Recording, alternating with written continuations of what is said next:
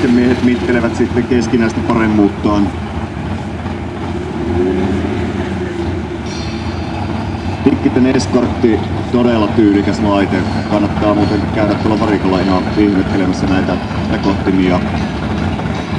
Eikä jää Pekkaa pahemmaksi. Rannikaan tuon Cortinan kanssa.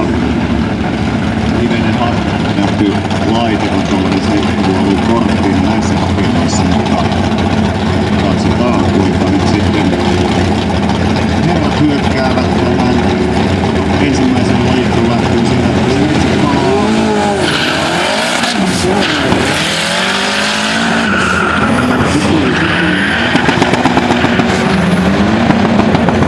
Siellä Ranni painaa menemään aikaa 12.09, Pikkiselle 13.01. Kuinka nyt sitten herrat hyökkäävät tähän ensimmäiseen lajittelun lähtöön. Siellä stageit palaa, siitä lähtee. Supii. Siellä Ranni painaa menemään aikaa 12.09.